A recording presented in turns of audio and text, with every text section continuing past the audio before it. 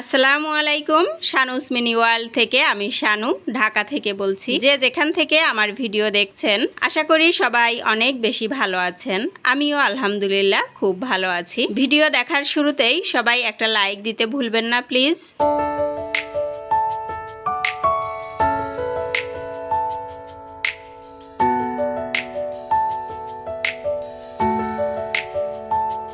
সকালবেলা আমরা নাস্তা করে নিব।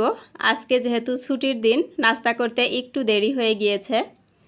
তো এখানে আমি রুটি নিয়েছি আর পরোটা, রুটি আর কি পরোটা বানিয়েছি। আমার ছেলে পরোটা পছন্দ করে, রুটি খেতে চায় না, যার জন্য পরোটা বানানো নাই, এই জন্য রুটি তেল দিয়ে ভেজে দিয়েছি, এটাই পরোটা হয়েছে। মানে ফাঁকিবাজি একটা কাজ আর কি।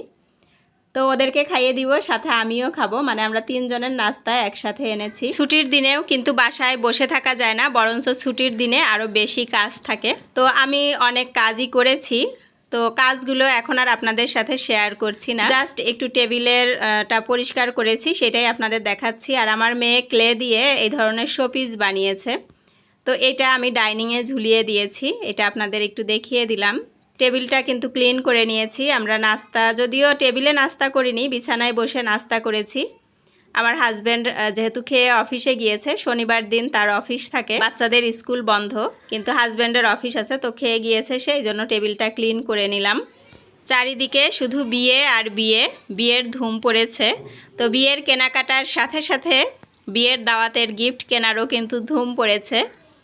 তো আমি এখানে বিয়ের দাওয়াত যেহেতু পেয়েছি, তো গিফটের জন্য কি কিনেছি তাই আপনাদের সাথে শেয়ার করছি। আমার বাজেটের মধ্যে এবং আমার পছন্দসই বেশ ভালো একটা জিনিস কেনার চেষ্টা করেছি। আর এখন তো স্বর্ণের যেহেতু অনেক দাম, তো স্বর্ণ দেওয়ার কথা কিন্তু চিন্তা করা যায় না। অনেকেরই ব্লগে দেখছি, অনেকেই মানে থাম্বনেলে দেখছি, ভিডিওটা আর ওপেন করে দেখিনি যে স্বর্ণ কিনেছেন। তো আমি কিন্তু আর তা করিনি, আপনারা দেখতেই পাচ্ছেন যে আমি কি কিনেছি। ব্লাউজ পিসটা দেখলেন, এখন শাড়িটা খুলে আমি দেখিয়ে দিচ্ছি। শাড়ির এই পার্টটা কিন্তু উপরের দিকে থাকবে, মানে কোমরের দিকে, আর এই সাইডটা থাকবে নিচের দিকে, মানে কুচির দিকে।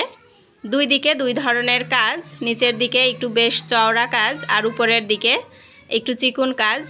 অনেক চিকুন না, মানে কিছুটা চিকুন আর কি নিচের তুলনায়। ভিডিওটা দেখার পরে সবাই কমেন্ট করে জানাবেন যে শাড়িটা কেমন হয়েছে, নতুন বউ পরলে কেমন লাগবে। আর এটা হচ্ছে আঁচল, আঁচল কিন্তু পুরাটাই কাজ। আর নিচেই কিন্তু আমি শাড়িতে যে লাইলিং থাকে সেটা কিন্তু করে এনেছি। শাড়িটা আমি পরে আপনাদের দেখিয়ে দিচ্ছি, জাস্ট কুচিটা ধরেছি। এটা আঁচল আর কুচির এটা তো দেখলেন। আসলে নিজে নিজে ভিডিও করেছি, যার জন্য একটু ভিডিও করাটা কঠিন, আর ভিডিওটা অত ভালো আসে না। এই ছিল আমার আজকের ব্লগ। তো আমি এখান থেকেই বিদায় নিচ্ছি। আল্লাহ হাফেজ।